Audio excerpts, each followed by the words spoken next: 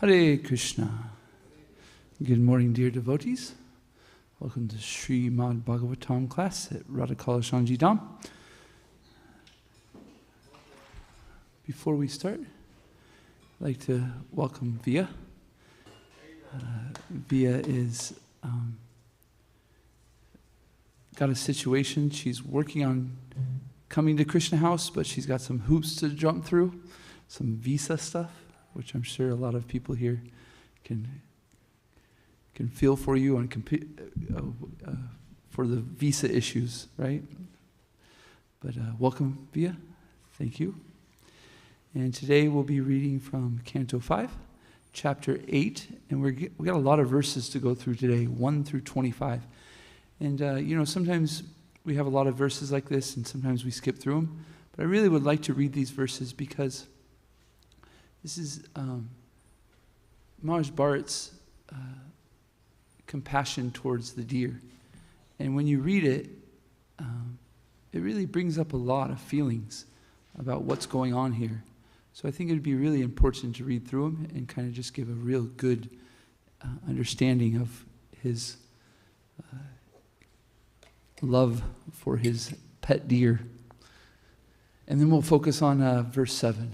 Hopefully our stuff will work.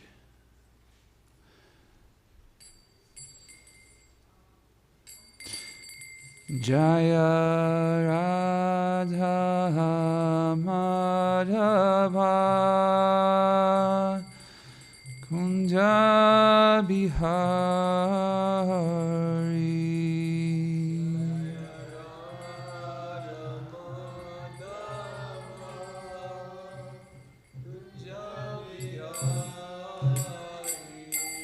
Jaya Radha Madhava Kunja Bihari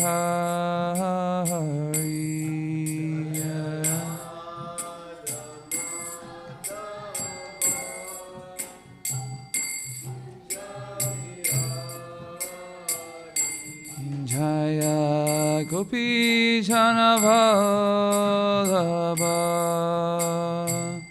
Girivaradari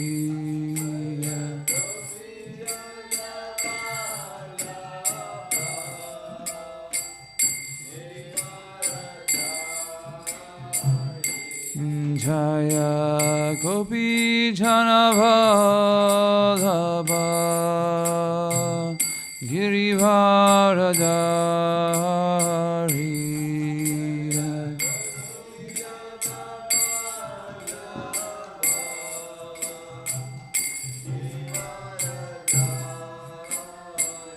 Yashodanandana Brajajana Ranjana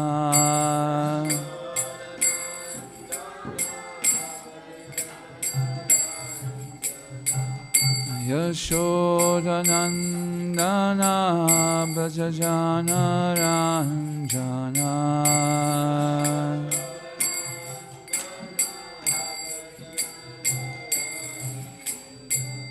Yamuna Tiravanachari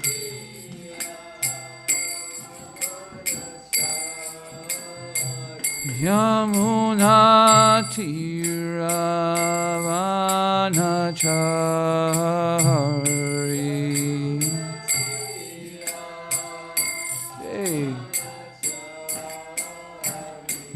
Jaya Radha Madhava Kunja Bihari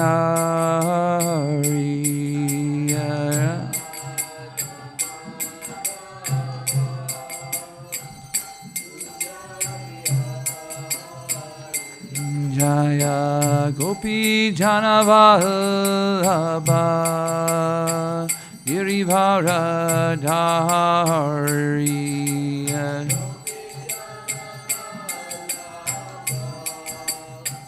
Girivaradari Yashodanandana Brajajana Ranjana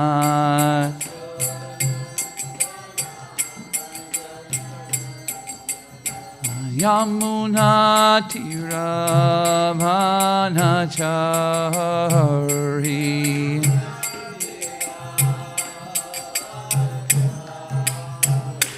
Jaya Radha Madhava Kunja Bihari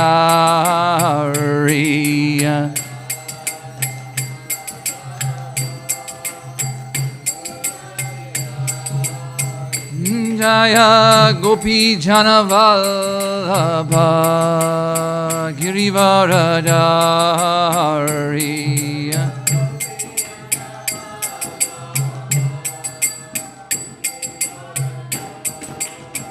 Yashodhanandana Brajajana Ranjana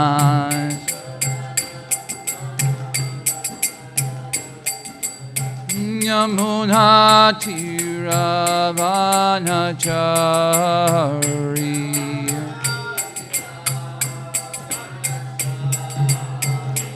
Hare Krishna Krishna Krishna Hare Hare Hare Rama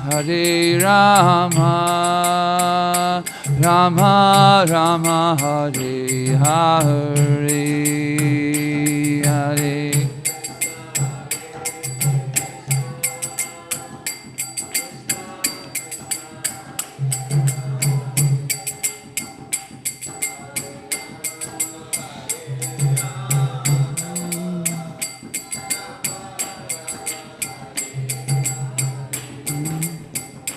Jaya Radha Madhava Radha Madhava Sri Radhe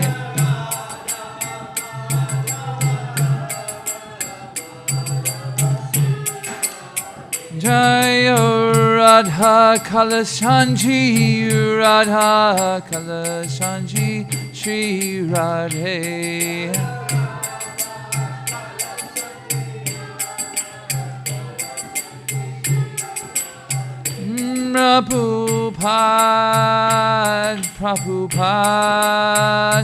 Prabhupada Jaya Jaya Prabhupada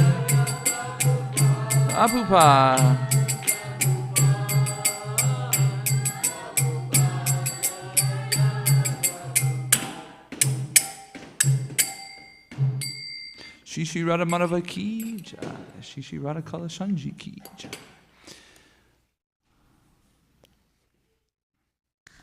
Om Namo Bhagavate Vasudevaya.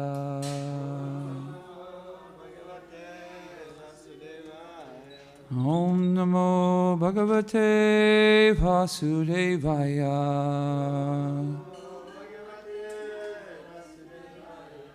Om Namo Bhagavate Vasudevaya.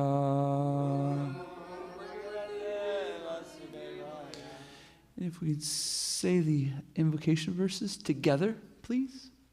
Narayanam namaskritya naram chaiva narottamam devyam sarasvatim vyasam tato jayam udirayat. Before reciting the Sri Sart, which is the very means of conquest, one should offer the respectful obeisances unto the personality of Godhead, Narayana, unto Narayan Rishi, the supermost human being, unto Mother Saraswati, the goddess of learning, and to Sri Vyasa Deva, the author. Nashta prayasha breshu nityam bhagavata sevaya bhagavati utamasloke bhaktir bhaktivi naishtaki. Rendering Bhagavatam, and by rendering of service to the pure devotee, all that is troublesome within the heart is almost completely void. And the personality of Godhead, who is praised with transcendental songs, is established as an irrevocable fact. Om Gantimarandasya Gananjana Shalakaya Chakshuran Militam Yena Tasmai Shri Guruve Namah. I was born in the darkness of ignorance, and my spiritual master opened my eyes with the torchlight of knowledge. Respectful obeisances unto him. Okay, So the topic for today is proper, complaced compassion. And we're going to hear the story of Maharaj Bharat, and if he's practicing properly complaced compassion. Did I say complaced? I don't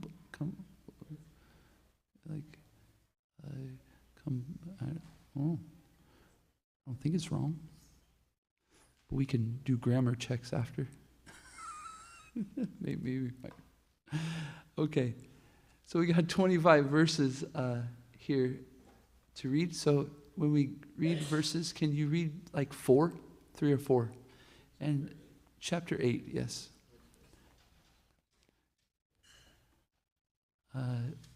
What's that? I'm sorry? 1 through 25 we're going to go through. Yes, just starting chapter 8, 1 through 25. We got a lot of verses, so if everybody could read about 4 verses each, and then we'll pass. Text 1. Sri Shukadev Goswami continued, "My dear king, one day after finishing his morning duties, evacuating, urinating, and bathing, Maharaj Bharat sat down on the bank of the river Gandaki for a few minutes and began chanting his mantra, beginning with Omkar. O king, while Bharat Maharaj was sitting on the bank of that river, a doe, being very thirsty, came there to drink. While the doe was drinking with great satisfaction, a lion, which was very close, roared very loudly. This was frightful to every living entity, and it was heard by the doe. By nature, the doe was always afraid of being killed by others, and it was always looking about suspiciously. When it heard the lion's tumultuous roar, it became very agitated. Looking here and there with disturbed eyes, the doe, although it had not fully satisfied itself by drinking water, suddenly leaped across the river." Okay, Maharaj Bharat is in the forest doing his tapasya, right? He's taking care of nicely the whole entire kingdom, the whole entire world. He's divided it into 5 continents or 5 areas for his sons to rule over, right? And so now he's retired, and he's sitting in the forest, and he sees this deer, pregnant deer. Okay, let's see what happens next. Dustin. The doe was pregnant, and when it jumped out of fear, the baby deer fell from its womb into the flowing waters of the river. Being separated from its flock and distressed by its miscarriage, the black doe, having crossed the river, was very much distressed. Indeed, it fell down in a cave and died immediately. The great king Bharat, while sitting on the bank of the river, saw the small deer, bereft of its mother, floating down the river. Seeing this, he felt great compassion. Like a sincere friend, he lifted the infant deer from the waves, and knowing it to be motherless, brought it to his ashram. Gradually, Maharaj Bharat became very affectionate towards the deer. He began to raise it and maintain it by giving it grass. He was always careful to protect it from the attacks of tigers and other animals. When it itched, he petted it, and this way he always tried to keep it in a comfortable condition. He sometimes kissed it out of love. Being attached to raising the deer, Maharaj Bharat forgot the rules and regulations for the advancement of spiritual life. He gradually forgot to worship the Supreme Personality of Godhead. After a few days, he forgot everything about his spiritual advancement. This reminds me of my wife bringing kittens to my house.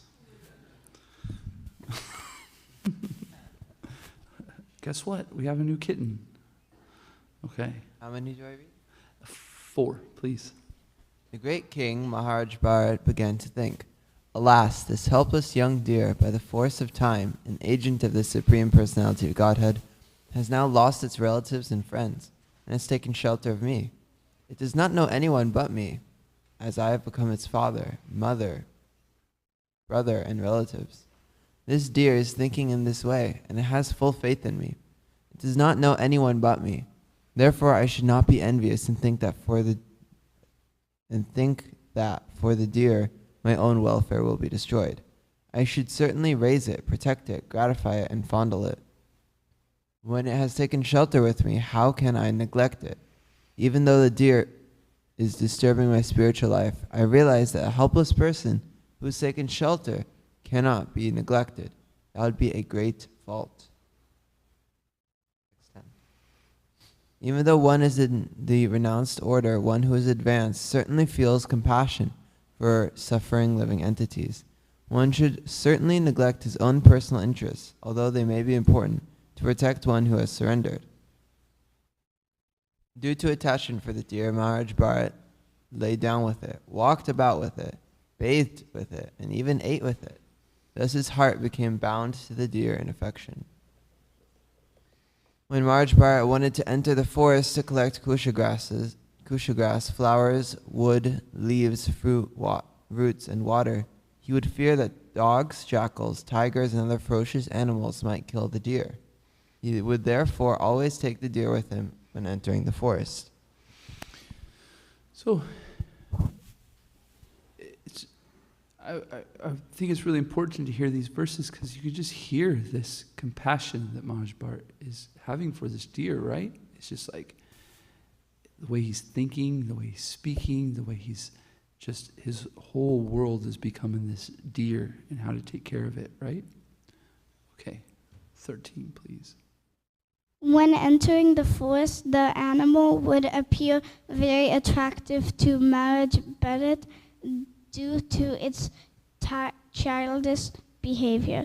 Maharaj Bharat would even take the deer on his shoulders and carry it due to affection. His heart was so filled with great love for the deer that he would sometimes keep it on his lap or when sleeping on his chest. In this way, he felt great pleasure in fondling the animal. When Maharaj Bharat was actually worshipping the Lord or was engaged in some ritualistic ceremony, although his activities were unfinished, he would still at intervals get up and see where the deer was. In this way, he would look for it, and when he could see that the deer was comfortably situated, his mind and heart would be very satisfied, and he would bestow his blessings upon the deer, saying, "My dear calf, may you be happy in all respects." When you're doing your sadhana bhakti, what is your deer? What's your deer? Interesting, huh? Okay, go ahead, please. If Bharat Maharaj sometimes could not see the deer, his mind would be very agitated. He would become like a miser who, having obtained such riches, had lost them and had become very unhappy. When the deer was gone, he would be filled with anxiety and would lament due to separation. Then he would become illusioned and speak as follows. Bharat Maharaj would think, "Alas, the deer is now helpless. I am now very unfortunate, and my mind is like a cunning hunter, for it is always filled with cheating, prosperities, and cruelty. The deer has put its faith in me, just as a good man who has a natural interest in good behavior forgets the misbehavior of a cunning friend and puts his faith in him. Although I have proved faithless, will this deer return and place its faith in me?"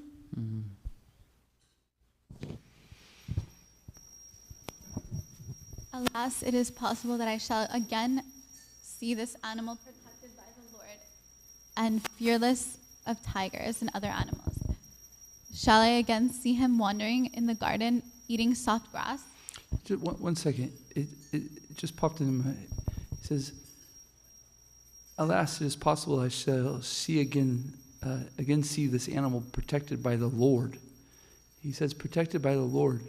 But is he really seeing as this deer is protected by the Lord?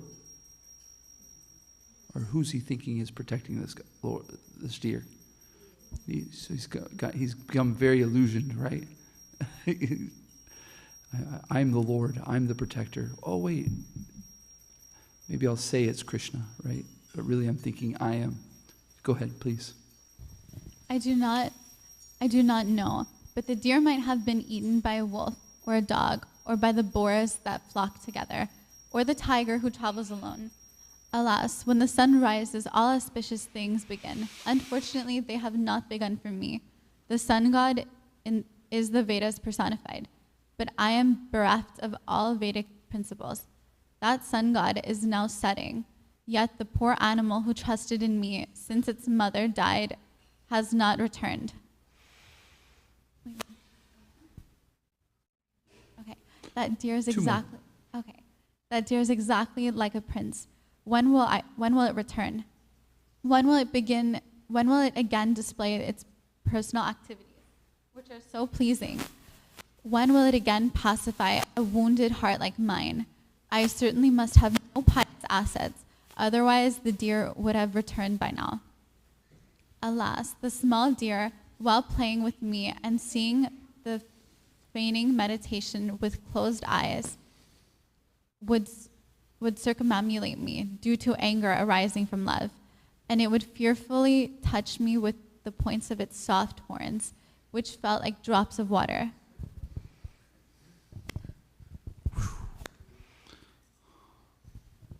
When I placed all the sacrificial ingredients on the kusha grass, the deer, when playing, would touch the grass with its teeth and thus pollute it.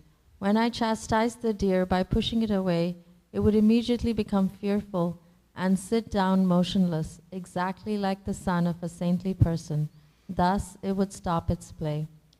After speaking like a madman in this way, Maharaj Bharat got up and went outside. Seeing the footprints of the deer on the ground, he praised the footprints out of love, saying, "O unfortunate Bharat, your austerities and penances are very insignificant compared to the penance and austerities undergone by this earth planet. Due to the earth's severe penances, the footprints of this deer, which are small, beautiful, most auspicious and soft, are imprinted on the surface of this fortunate planet. This series of footprints show a person like me, who am bereaved due to loss of the deer, how the animal has passed through the forest and how I can regain my lost wealth.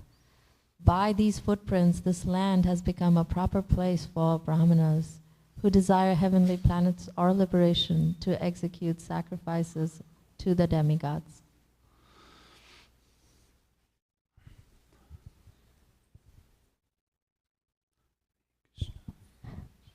Maharaj Bharat continued to speak like a madman. Seeing above his head the dark marks of rising moon, which resembled a deer, he said, "Can it be the moon who is so kind to the unhappy man, might also be kind upon my deer, knowing that it has strayed from home and has become motherless? This moon has given the deer shelter near itself just to protect it from fearful attacks of the lion." After perceiving the moonshine, Maharaj Bharat continued to speak like a crazy man.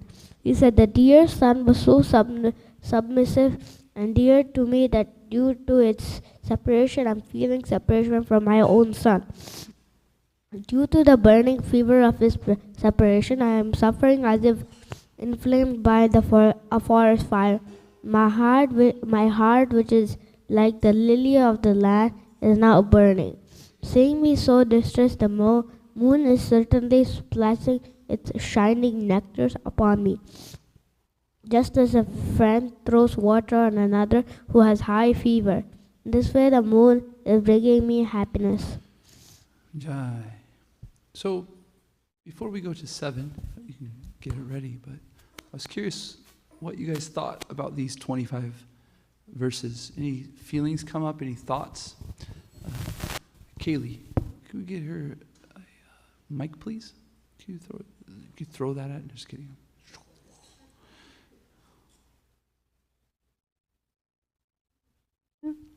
Hare Krishna. Yeah, I really like these. It's interesting to think, but I am curious if someone has these kinds of thoughts about like a devote, like towards a pure devotee or something, you know, like we might become attached to a devotee for their qualities and their love and devotion and surrender to the Lord. Would we still have the same outcome as Bharat Maharaj, or I think it would be different? It's a good question. Any other thoughts? We'll get to that. By the way, so just so you know, I'm not being rude. Like, any other thoughts? Like, what did you mentioned? Like, you were thinking about your sadhana and what is your deer in your sadhana. Any other thoughts at all that came up through this? I was thinking this is like it turned from sweetness to like really creepy. Like I was feeling like this is just kind of uncomfortable. You know, this it's like the guy that's at the playground and he has no kids. And why are you here? Why are you up by the playground? And why are you talking to my son or my daughter? It's kind of just got this eerie feeling. That was at least what I was thinking. Anybody else? Any thoughts?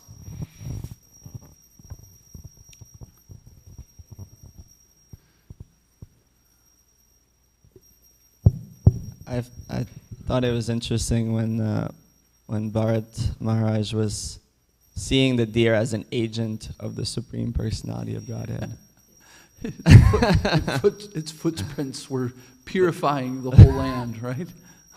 Wow. But that's something that can happen to us.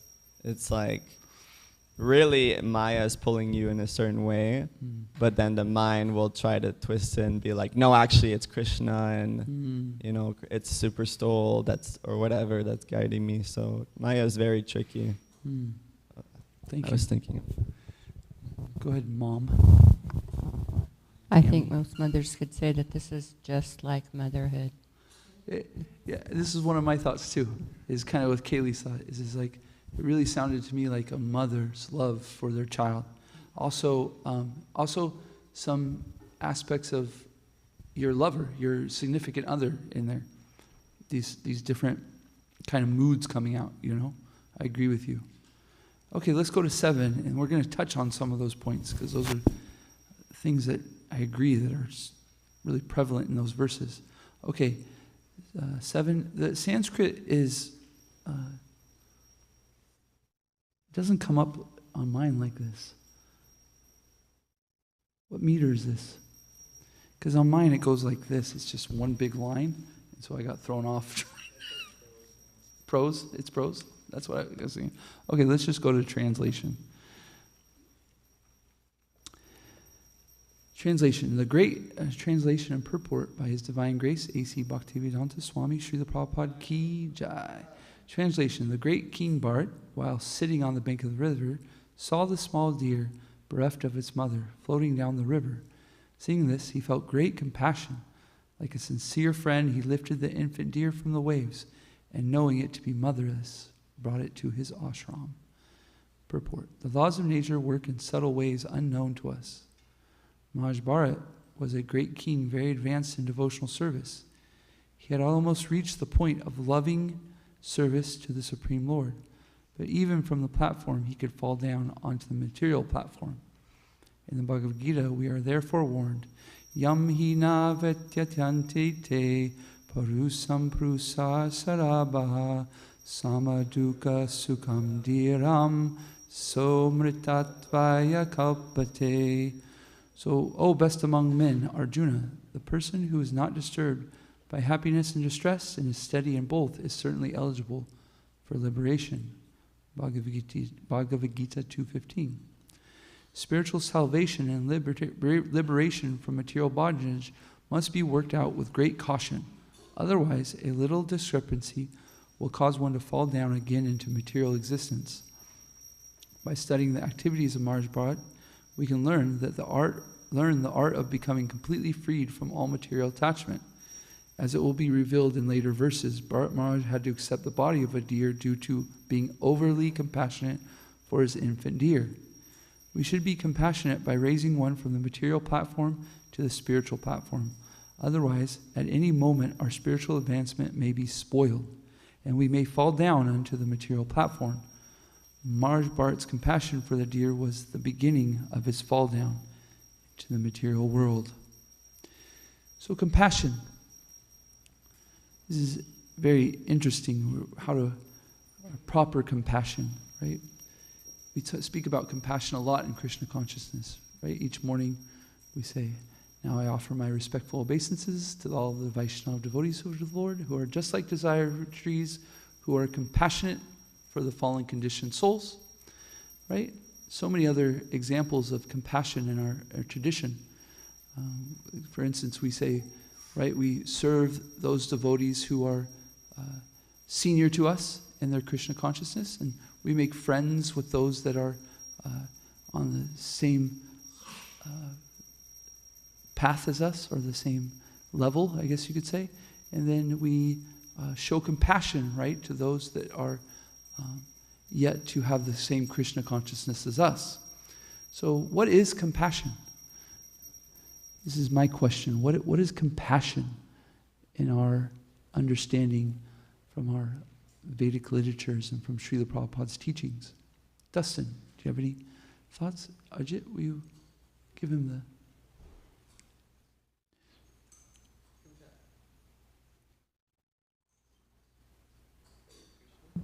Hare Krishna. So compassion is the ability to step outside of my body and feel what the other person is feeling. Very close to empathy, right? Yes, exactly. Stepping outside of yourself and seeing it from the other person's perspective. Exactly. Nice. Any other thoughts about compassion? What is compassion?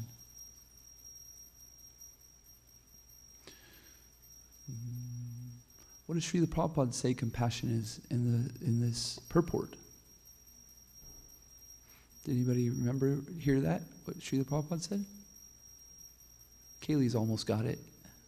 She's remembering. Srila Prabhupada said that we should be compassionate by raising one from the material platform to the spiritual platform. Really puts us a different perspective of compassion, right?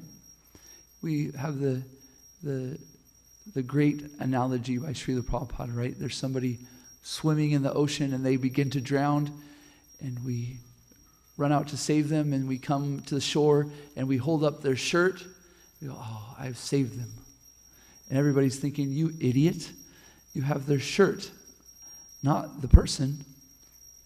So similarly, in life, if we think compassion, if we don't have the understanding that compassion is really saving the person, then we're simply just trying to help somebody's outer dress, not really helping them. So in our tradition, in so many different ways, we have do's and don'ts of things, right? In nectar instruction, we have the 6 do's and the 6 don'ts. So I'm thinking about, what are the do's and don'ts of compassion? You know, when is it appropriate to be compassionate, and when is it inappropriate to be compassionate? I mean, in the sense of a spiritual definition of compassion, there's never a time not to be compassionate. But what does it look like? When does it look like to not misuse so-called compassion, and what does it look like to use it properly? Tulsi.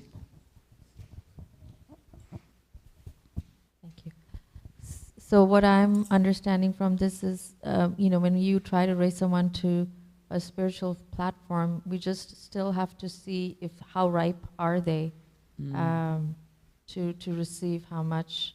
So we do give them spiritual guidance as by being compassionate.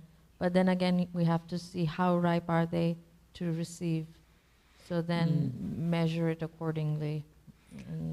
So we have to understand where they are in life. We have to see them as, sometimes when we're preaching, right, or sharing Krishna consciousness, all we see is ourself. We never even take into consideration the other person, right? We just start, here's Bhagavad Gita. Here's Canto 1 of Srimad Bhagavatam. Oh, by the way, do you know that the world was created, or the universe was created like this? No, but we should, right? we become personalists, we can see the other person, how it's affecting them, where are they at? What's it? Yes, this is very nice. Is proper compassion is understanding where the other person is. It's very nice. Any other thoughts of compassion? Kaylee.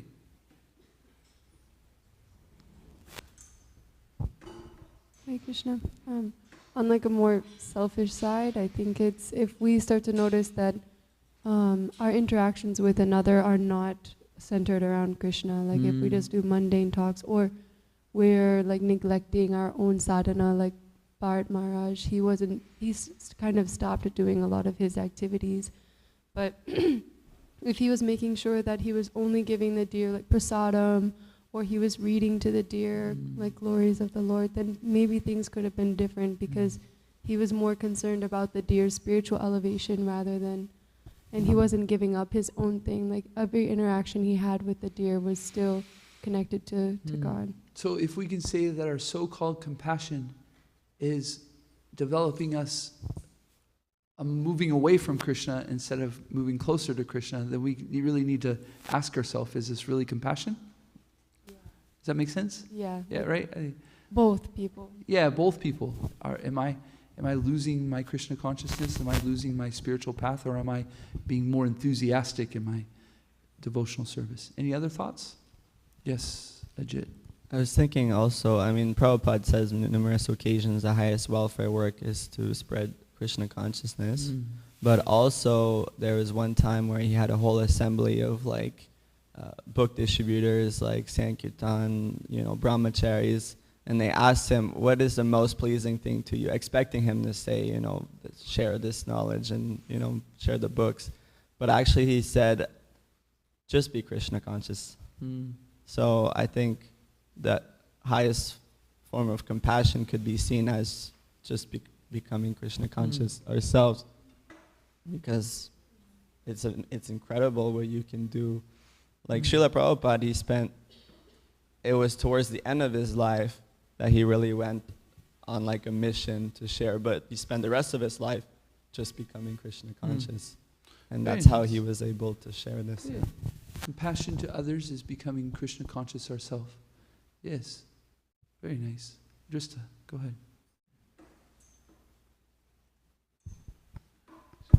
Just on that topic of book distribution, one time I was on books, and I couldn't understand kind of a style that some of the other devotees had in their book distribution. And I guess specifically it was like giving books to women. They felt kind of uncomfortable in that regard, or that they couldn't do that. And so it was very difficult for me to understand that. I was like, that doesn't seem very compassionate. It seems kind of selfish. And I'm not going to state an opinion on that, but a different senior devotee, he told me that there's not really an example in our scriptures or an example from our acharyas of a devotee sacrificing his own Krishna consciousness for the sake of someone else. Like putting himself into a dangerous situation for preaching, or like not physically dangerous, but spiritually dangerous. Sometimes, like certain festivals, you might see some crazy things, and you might just not be ready for that. And if you tried to do book distribution in those environments, it could hurt your Krishna consciousness. So I thought that was interesting. It was very interesting, because immediately what came to my mind was Srila Prabhupada was living in a house of meat eating. Most people would think that's kind of putting yourself in a situation that's not something that you would really cultivate in your Krishna consciousness. So, interesting thought. He was ready for it. Yeah, but what I heard from Drissa is that there's nobody in our scriptures, and maybe not in our scriptures, but I was thinking that Srila Prabhupada immediately gave up so many things that were best for his so-called Krishna consciousness to spread. Yeah, he left Vrindavan. That's what. Yeah, I was thinking that in the back of my head too. He literally left his Vrindavan. Anyways, I don't really want to. Anyway, go ahead, Prabhupada Priya. But I appreciate the point, though, that we shouldn't sacrifice our Krishna consciousness for sentimental reasons. I think, yeah, along the lines that Justa was saying, I was thinking that, like in general, we apply the principles of accept what's favorable for our Krishna consciousness and reject what's unfavorable. So then, and that's different for every individual, right? Everybody has their own things that will affect them. So, yeah, if the Sankirtan devotee is affected by, talking to a woman on the street, then, just stay away from pretty women or something on book distribution. And then you give the example of Prabhupada leaving Vrindavan and living in a place where people are eating meat, but that didn't affect him, so, but that might have affected someone else. So then we need to be introspective and understand how things are affecting us. And if we become so disturbed in our own Krishna consciousness, how are we going to help other people? Right? So we need to be in a situation where we're strong and help others. Because it's always favorable to help others in Krishna consciousness, like to share Krishna consciousness and to, do outreach activities. That's like always favorable for our consciousness. But we need to do it in a safe way. Right? It's just like eating is always a good thing, like we need to eat, but we need to eat to live. We can't survive without eating for some time, but we need to eat in a safe way, right? We need to eat food that is well prepared and not going to give us food poisoning, and that's offered to Krishna, and then we can stay strong by eating and also take this and use that strength to serve. So it's like that. Very nice.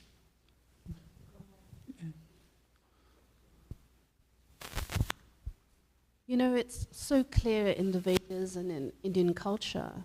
See every woman as your sister or your mother.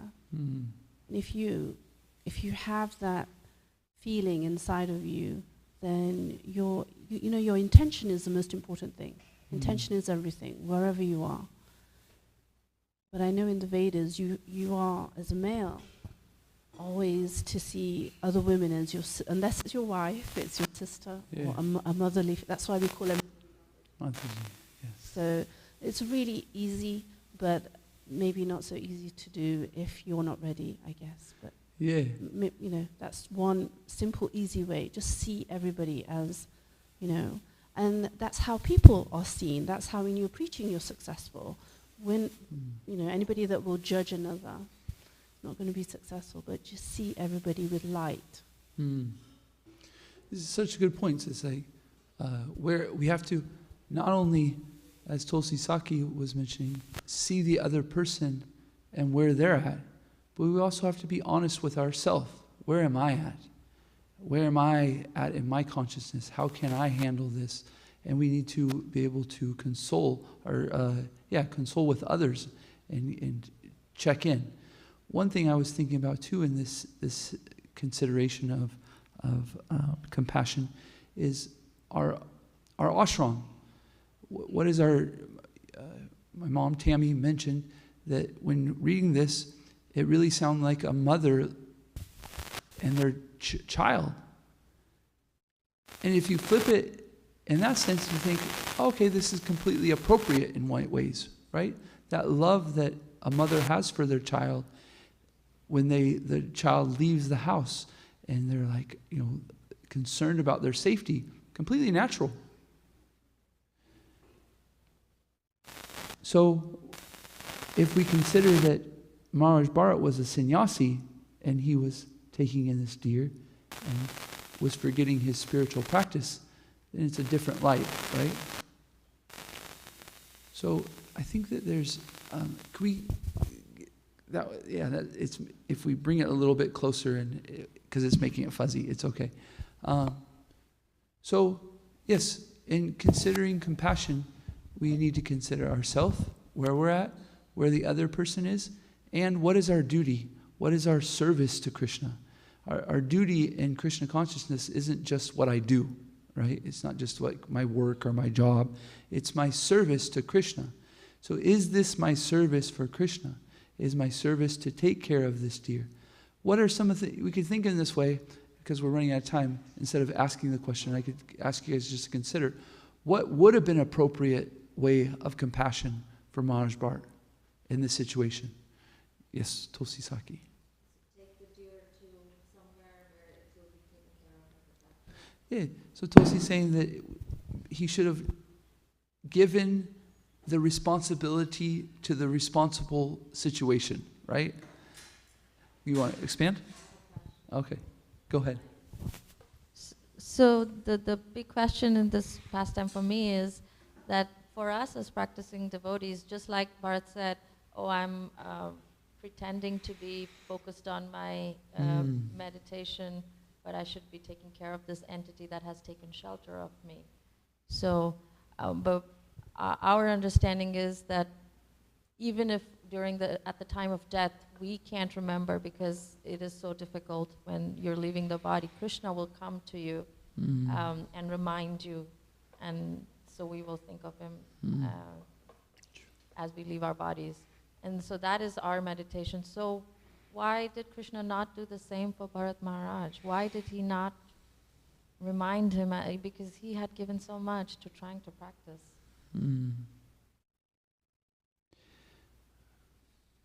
What comes to mind is that Maharaj Bharat had practiced Krishna consciousness to a certain level that there was some expectations with it.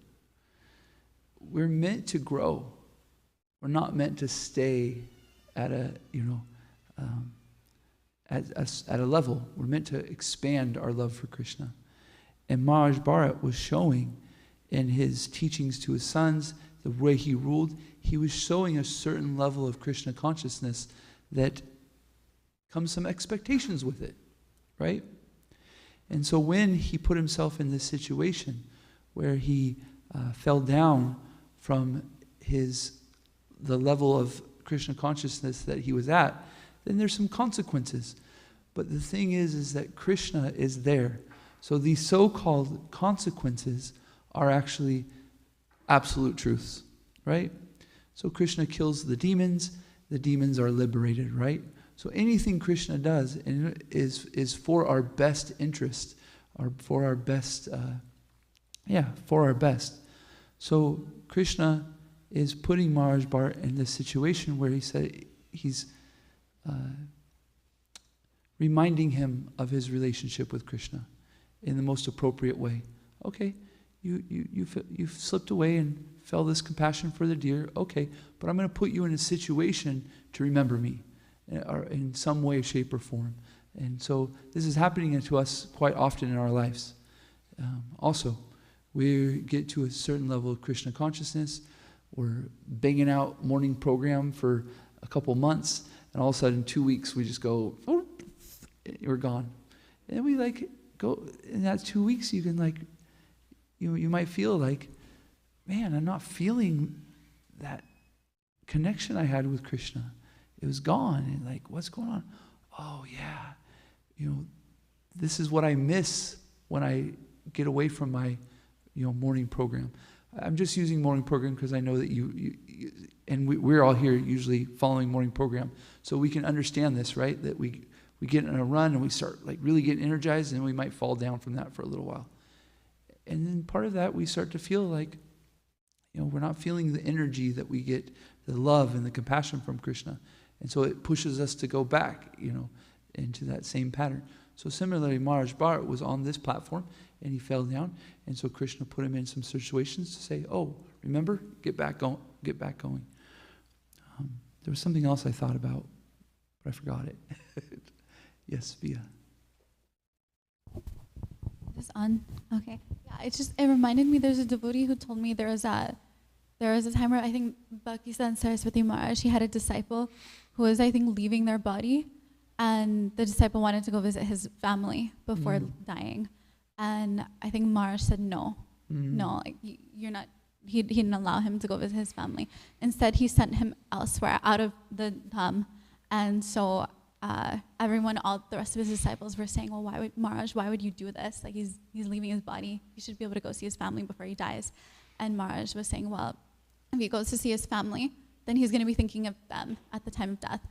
Or, and if he stays here, he'll be too comfortable. If he was instead Maharaj sent him elsewhere, I don't know exactly where it was, but he sent him somewhere, and he was out of the dham. So Maharaj he was thinking, well, if this disciple is going out of the dham, his conscience is going to be there. He's going to be missing like that place that he's out of, and he's leaving his body. So it was like the perfect arrangement. But seemingly it didn't seem so compassionate. So that was something I reminded me of. This is Krishna too, Yes. the devotee, right? Thank you. That's a very wonderful point. I was also thinking, Tulsi, is that you know, we're doing our sadhana and we're thinking of our children, our duties and stuff like that. And you're mentioning that Krishna will come and take us ourselves. You know, he'll come take us, even though we might be so The thing is, when I was thinking of that, I was thinking, you know, in Bhagavad Gita, Krishna says, I preserve what the devotee has, and I make up for what they lack. But also, our service is to. The question is it our service? And then, is it our service, and are we seeing it as service to Krishna? Or are we seeing it as ours? So if we're having difficulty in our sadhana, not thinking about some of our services, it's okay, but let's make sure that we put it in the right perspective. I'm not, you know, my job, you know, how am I going to, today when I go to work, how am I going to make millions of dollars? You know, okay, but is it your $1 million? Is it Krishna's $1 million? I'm sure Krishna's going to look at it a lot different if we're seeing it in the perspective of these are, you know, this is my service, then it's mine. But that's the struggle we're going through as devotees. One moment we see it as Krishna's, and another moment we flip and we see it's mine, and we go back and forth. And so we're fighting that fight, right? And it's purifying, you know. We say one moment we're thinking of it as 30% Krishna's and 70% mine. But the next day through our nice sadhana, maybe we think of it 31% Krishna's and 69% ours. But the point is that we're going through this process, and that we really do have to purify our intelligence and understand that everything is Krishna's. That's what I was thinking in here is if Maharaj Bharat understood that this deer was not his and understood it was the Lord, then I think that his intelligence would kick in to do things differently. Like you're saying, like maybe he would take the deer to somewhere appropriate. He'd take it to the shelter, the deer shelter. I don't know, you know. Yeah. Any thoughts there on Gokulananda Babu?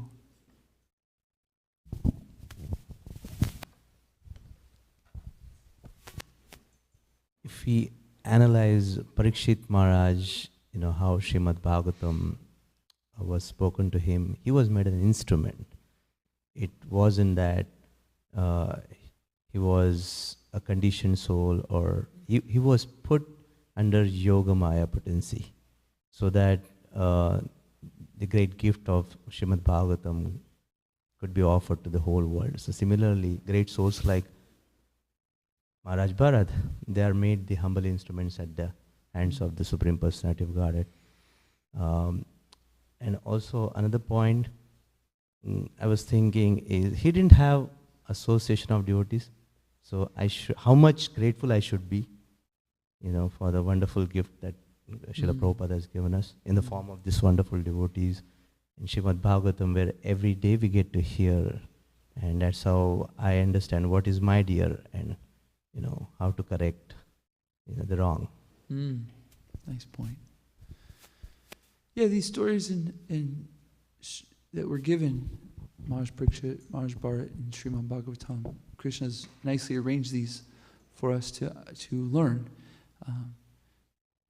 One thing is that we can see those activities in our life, and we can see that these things do happen, that really advanced devotees do, or even in our own life, like I was mentioned, in our Krishna consciousness, we become compassionate in a wrong way, and we get distracted from our Krishna consciousness.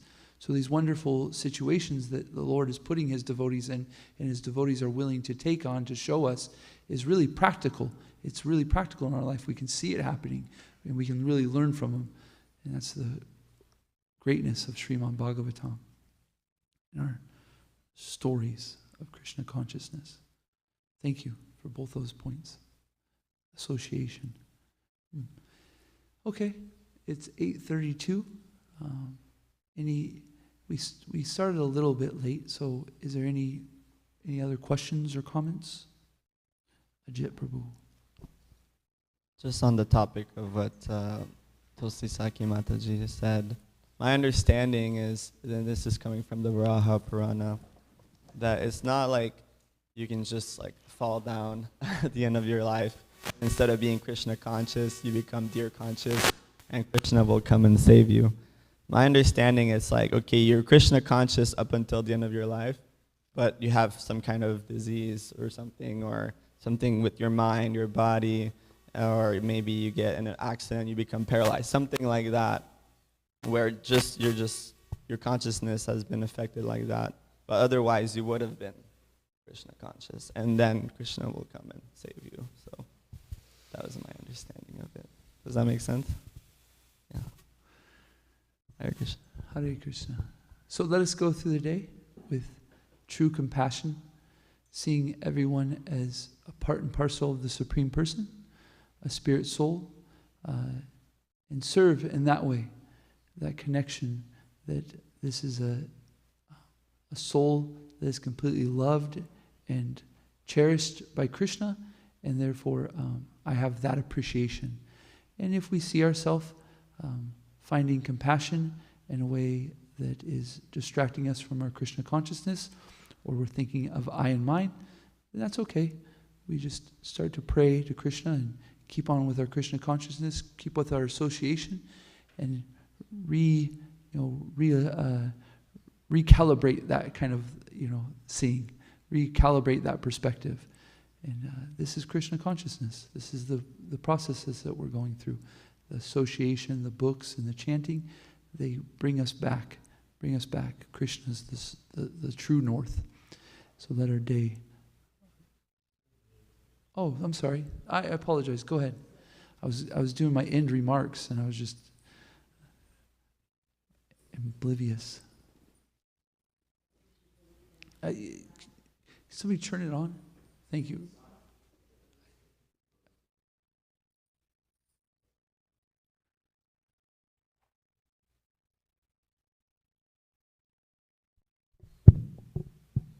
Hare Krishna, Prabhuji. Hare Krishna. Thank you for the class. I was thinking like how Bharat Maharaj was attached to the deer. We also have our children, grandchildren, things like that, but there is a possibility of getting attached to them. Should we be fearful of that attachment, or how do we... Nityananda Prabhu very beautifully said on John Mastami, we focus on the positive. We focus on Krishna. If we slip away and we start thinking of the kids and these things as I and mine, it's such a little thing when we refocus on Krishna's lotus feet, when we refocus on our chanting, when we be attentive in our chanting. Those things Krishna will take care of.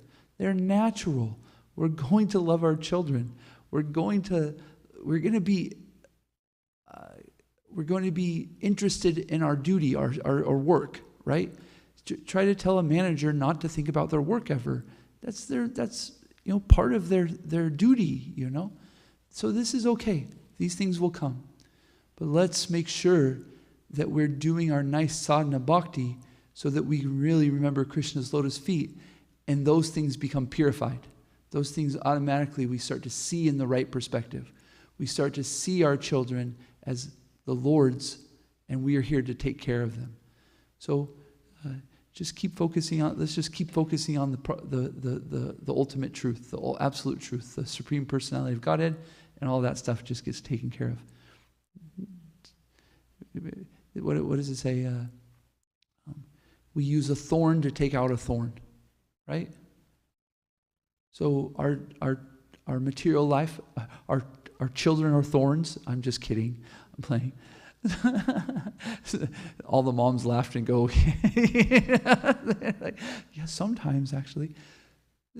So we use these situations, these tough situations of material life to help us get away from the material situation by making them Krishna consciousness. We start to see them in the light of our duty to Krishna, our service to Krishna. And so then we take this thorn and we start to pluck ourselves out from the material world through Krishna's mercy. Is that okay? Okay. Srimad Bhagavatam ki jai, Srila Prabhupada ki jai, Gaura Pramanande Hari Hari Bo, Vanchika Patarubhyascha, Kripa Sindhu Vyevacha, Patitanam Pavanebhyo, Vaishnavebhyo Namo Namah, Antikoti Vaishnava Vrindi ki jai.